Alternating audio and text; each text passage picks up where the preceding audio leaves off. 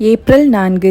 இன்றைக்கு இறைவன் நமக்கு தரும் சிந்தனை, பிறரை பற்றி குறை கூறுவதை விட்டுவிட்டு நம் வாழ்வு சரியானதாக சிறந்ததாக இருக்கிறதா என்ற கேள்வியை நாம் எழுப்பி சிந்திப்போம் என்பதாகும். சாலமோனின் ஞானம் அதிகாரம் 2, இறை வார்த்தைகள் 1 மற்றும் 12 முதல் 22. இறை பற்றில்லாதவர்கள் தவறாக கணித்து உள்ளத்தில் பின்வருமாறு சொல்லிக் கொண்டார்கள்: நீதிமான்களை தாக்க பதுங்கியிருப்போம், ஏனெனில் அவர்கள் நமக்கு தொல்லையாயிருக்கிறார்கள். நம் செயல்களை எதிர்க்கிறார்கள், திருச்சட்டத்திற்கு எதிரான பாவங்களுக்காக நம்மை கண்டிக்கிறார்கள், நற்பயிற்சியை மீறிய குற்றங்களை நம் மீது சுமத்துகிறார்கள், கடவுளை பற்றிய அறிவு தங்களுக்கு உண்டு என அவர்கள் பறைசாற்றுகிறார்கள், ஆண்டவரின் பிள்ளைகள் என தங்களை அழைத்துக் கொள்கிறார்கள். அவர்களது நடத்தையே நம் எண்ணங்களை கண்டிக்கிறது. அவர்களை பார்ப்பதே நமக்கு துயரமாய் உள்ளது. அவர்களது வாழ்க்கை மற்றவர் வாழ்க்கையினின்று வேறுபட்டது. அவர்களுடைய வழிமுறைகள் மாறுபட்டவை.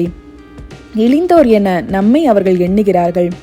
தூய்மையற்ற பொருளினின்று ஒதுங்கி செல்வது போல நம்முடைய வழிகளினின்று விலகி செல்கிறார்கள். நீதிமான்களின் முடிவு மகிழ்ச்சிக்குரியது என கருதுகிறார்கள். கடவுள் தம் தந்தை என பெருமை பாராட்டுகிறார்கள். அவர்களுடைய சொற்கள் உண்மையா என கண்டறிவோம். முடிவில் அவர்களுக்கு என்ன நிகழும் என ஆய்ந்தறிவோம். நீதிமான்கள் கடவுளின் மக்கள் என்றால் அவர் அவர்களுக்கு உதவி செய்வார். பகைவரிடமிருந்து அவர்களை விடுவிப்பார். அவர்களது கனிவினை கண்டுகொள்ளவும் பொறுமையை ஆய்ந்தறியவும் வசைமொழி கூறியும் துன்புறுத்தியும் அவர்களை சோதித்தறிவோம். இழிவான சாவுக்கு அவர்களை தீர்ப்பிடுவோம். ஏனெனில் தங்கள் வாய்மொழிப்படி அவர்கள் பாதுகாப்பு பெறுவார்கள்.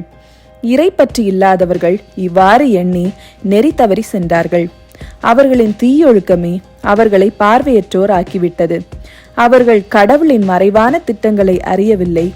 தூய வாழ்வுக்கு கைமாறு உண்டு என்று நம்பவில்லை. மாசற்றவர்களுக்கு பரிசு கிடைக்கும் என்று உய்த்துணரவில்லை. ஆண்டவரின் அருள்வாக்கு.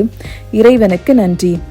நம்மை சுற்றியுள்ள மனிதர்கள் கடவுளுக்கு ஏற்காத வாழ்வு வாழ்கின்ற போது அவர்கள் இப்படியெல்லாம் வாழ்கிறார்களே என்று அவர்களை பற்றி குறை கூறுவதை விட்டுவிட்டு அவர்களில் சலனத்தை ஏற்படுத்தக்கூடிய அளவிற்கு நம் வாழ்வு சரியானதாகவும் சிறந்ததாகவும் இருக்கிறதா என்ற கேள்வியை நாம் நமக்குள் எழுப்புவது மிகவும் அவசியமானது.